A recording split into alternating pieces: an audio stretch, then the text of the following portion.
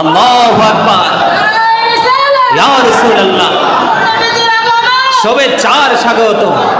হাত নামান, সবাই তো হাত তোলেন নাই, মনে করছেন কেউ দেখতো না। এই যে চতুর্পাশে আজকে রহমতের ফেরেশতারা ঘেরাও করে আছে, আল্লাহ ডেকে ডেকে কয় ব্যাপার কি ফেরেশতারা জমিনে কি করো? আল্লাহ গো, তোমার পাগল বান্দাগুলো এত সুন্দর করে জিকির করছে, মনিব তাদেরকে ধন্যবাদ জানানোর জন্য, স্বাগতম জানানোর জন্য আসমান ছেড়ে জমিনে চলে এসেছি।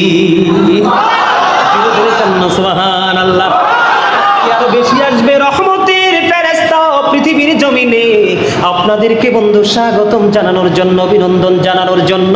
কারণ আপনারা নবীর প্রেমিক হয়ে নবীর মিলাদে অংশগ্রহণ করেছেন। আমি আগে আমার নবীর আগমন, নবীর জন্ম, নবীর বেলাদতটা শেষ করি, তারপরে যাব। এই যে আজকে এত সুন্দর জান্নাতের বাগান সাজিয়েছেন, এটার ফজিলত কি, এটার রেফারেন্স দিয়ে দলিল সহ দিব বন্ধু। তার আগে আমি আমার বিষয়টা শেষ করি। আমি বলতে চেয়েছিলাম, আল্লাহ বলেছেন কি, ফালিয়াফরাহু, তোমরা আনন্দ উৎসব করো। কি করো? সূরা ইউনূসের 58 নম্বর আয়াত আবারও বলছি, মিডিয়া তোমরা সুন্দর করে এই বিষয়টাকে কোট করে তোমরা কি করবা? পাবলিশ করবা। কারণ এরা নাকি দলিল পায় না। কারণ রাসূল প্রেমের আয়াত যখন তাদের চোখের সামনে পড়ে, তখন তারা একেবারে ব্ল্যাক কালার চশমা তাদের চোখে লাগায়। আরে ঠিক কিনা বলো? নবীর জন্য ওমর তার বাবাকে সাথে সাথে কতল করে ফেলেছে। কি শিখতে চান, কি নিতে চান, নবীর ভালোবাসা সম্পর্কে কি তথ্য নিতে চান? ওমরের মতো জাজরাইল সাহাবী সঙ্গে সঙ্গে বাবার দেহ থেকে কল্লাটা নামিয়ে ফেলেছে, শুধু রাসূলের সাথে বেয়াদবি করার কারণে।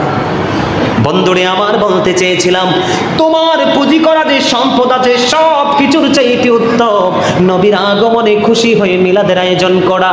এটা আমার আল্লাহ নিজে সূরা ইউনূসের 58 নম্বর আয়াতে ওয়াজ করতেছে। আর দলিল লাগেনি বলেন? কথা বলেন না। আর কি দলিলের প্রয়োজন আছে? কারণ যাদের ঈমান আছে তারা দলিল খুঁজে না, যাদের ঈমান আছে দলিল দিলেও তারা বিশ্বাস করে না।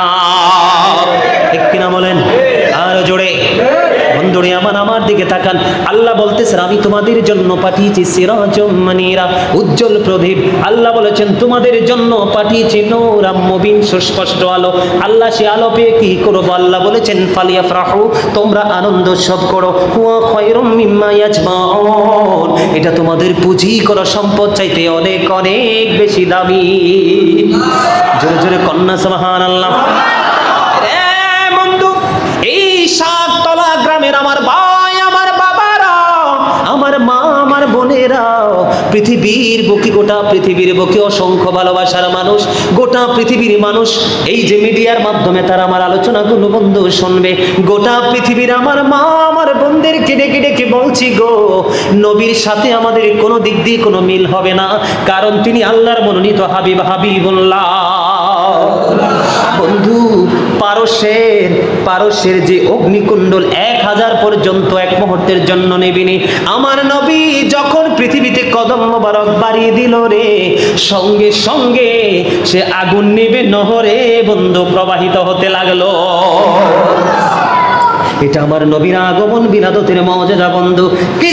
পারস্যের কিসরার রাজপ্রাসাদের 14টি গম্বুজ বন্ধু ভেঙে পড়েছে, মতান্তরে 14টি পাথর খসে পড়েছে আমার নবীর দুনিয়ায় শুভাগমনকে কেন্দ্র করে। জোরে জোরে সুবহানাল্লাহ।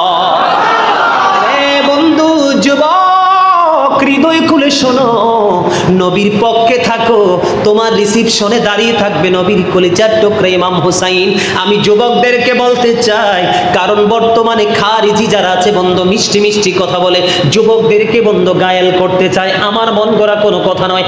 আমার নবী বলেছেন, আল হাসান ওয়াল হুসাইন সাইয়্যিদা শাবাবি আহলিল জান্নাহ। আমার নবী বলেছেন, ইমাম Hasan and Husain are the leader of younger people in Jannah. এই সাততলার যুবক, কান খুলে শোনো, তোমরা নবীর পক্ষে থাকো, নবীকে ভালোবাসো, নবীর পরিবারকে ভালোবাসো। আমার নবী বলেছেন, ইমাম হাসান হুসাইন জান্নাতে রিসিপশনে তোমাদেরকে রিসিভ করার জন্য দাঁড়িয়ে থাকবে। ইমাম হাসান হুসাইন জান্নাতে তোমরা যুবকদের লিডার হবে, নেতৃত্ব দিবে। নবীকে ভালোবাসো, যত বেশি পারো প্রাণ উজাড় করে আমার নবীকে বন্ধু ভালোবাসো। কারণ আমার নবী যখন পৃথিবীর বুকে বন্ধু কদমটা বাড়িয়ে দিল, কদমটা বাড়িয়ে দিতে দেরি রে ও বন্ধু, আমার নবীকে আহলান সাহলান জানানোর জন্য, মারহাবা মারহাবা ইয়া রাসূলুল্লাহ বলার জন্য, নবীর কদমে সালাতু সালাম পৌঁছে দেওয়ার জন্য ফাতেমা বিন সুলাইমান তিনি বলেছেন, আমি দেখতে পেয়েছি নবীর শুভাগমনের লগ্নে আমি দেখতে পাইলাম আসমানের তারকাগুলো জমিনের এত বেশি কাছাকাছি এসে গেছে, শুধু আনন্দিত হয়ে উৎসাহিত হয়ে আনন্দে উদ্বেলিত হয়ে জমিনের এত বেশি কাছাকাছি এসে গেছে আকাশের তারাগুলো, আমি দেখতে পাইলাম যেন তারাগুলো এত কাছে এসেছে আমার উপর এসে যেন তারাগুলো পড়বে। সুবহানাল্লাহ। রে শাকতলার মানুষ, এই পৃথিবীর কথিত মৌলবী আছে কিছু রে, নবীর আগমনে খুশির বার্তা নাকি তারা কিছু পায় না, ঈদে মিলাদুন নবীর দলিল নাকি তারা পায় না। বন্ধু আপনারা জানেন আল্লাহ রাব্বুল আলামিন 8 জন নবীকে স্বর্গীয় উপাধি দিয়েছে। কয়জন? কথা বলেন কয়জন? এই মিডিয়ার লোক সচেতন থাকো, কয়জন আমার দিকে তাকাও, এই কয়জন?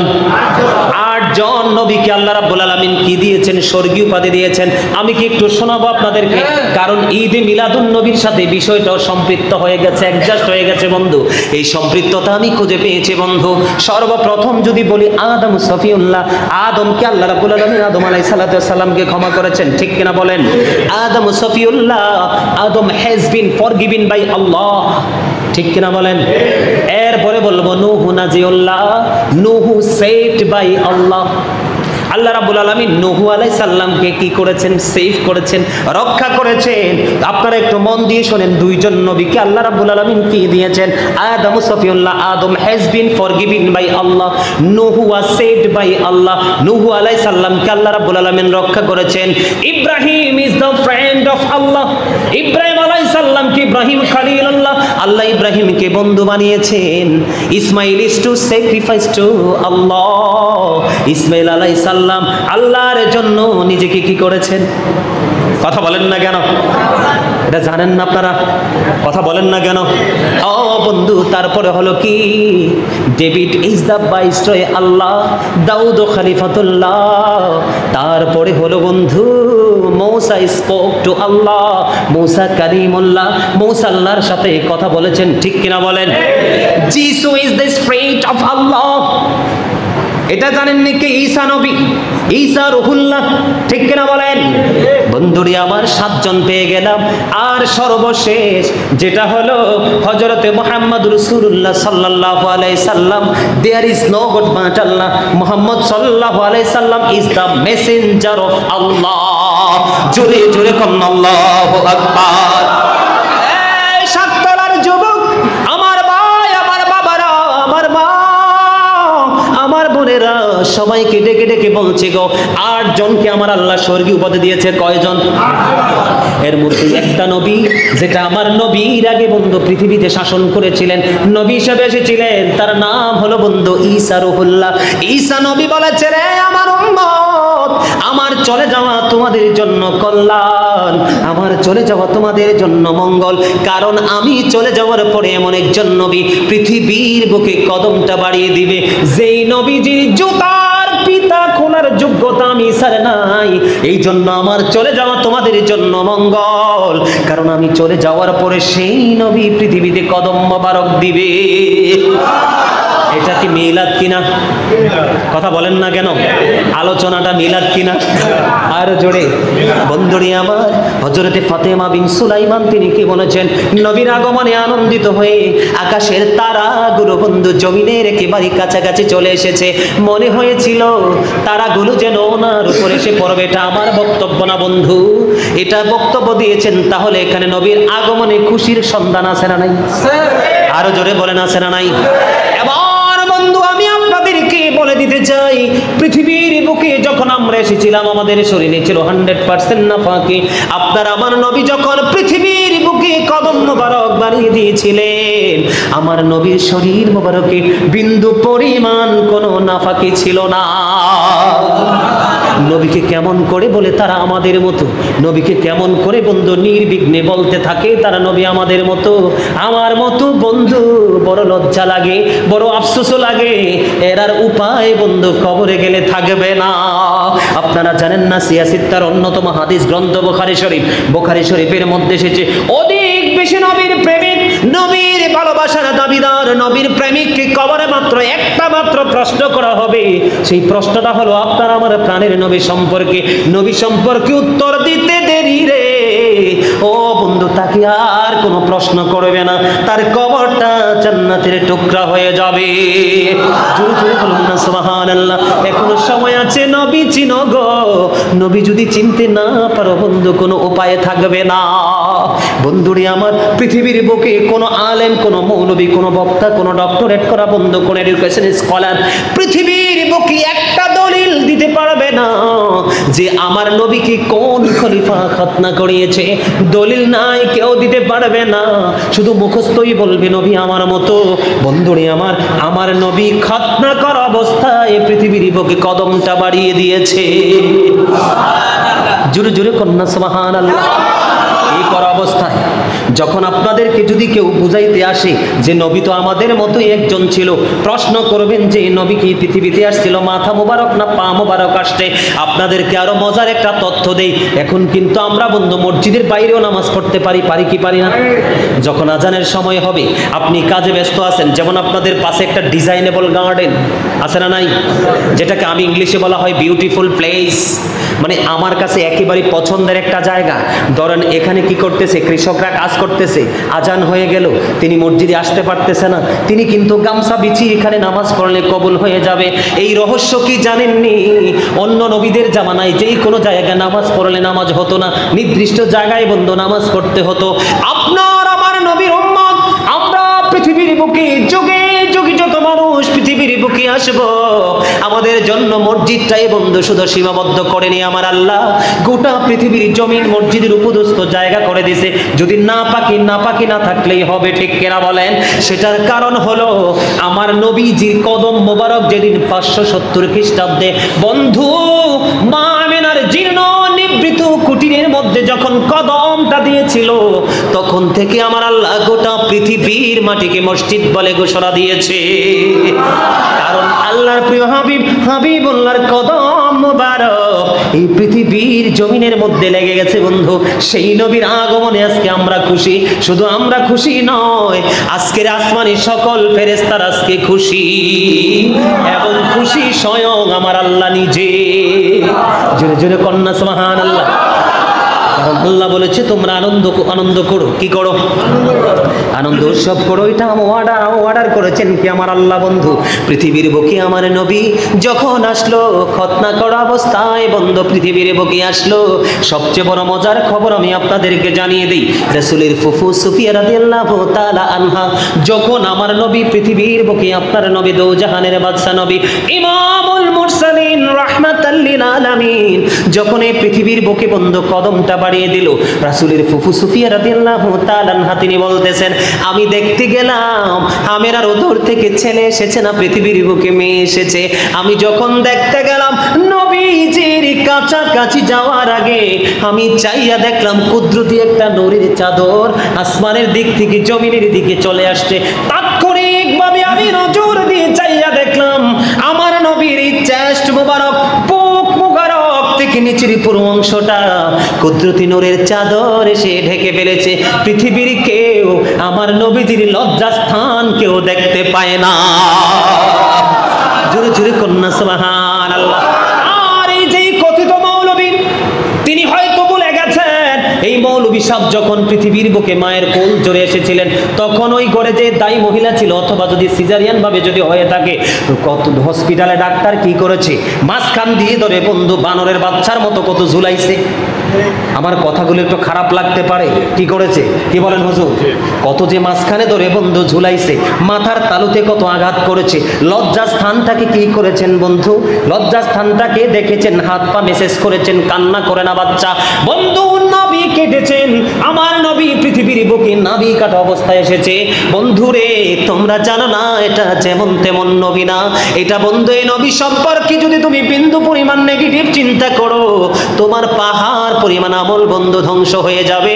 তোমরা সবাই জানো না বন্ধু, মা আমেনা এই নিবৃত জীর্ণ কুটিরে বন্ধু তিনি বসে আছেন, না আসা এক অতিথির আগমনের জন্য গোটা পৃথিবী মাহালান সাহালান মারহাবা জানানোর জন্য বন্ধু দাঁড়িয়ে আছে।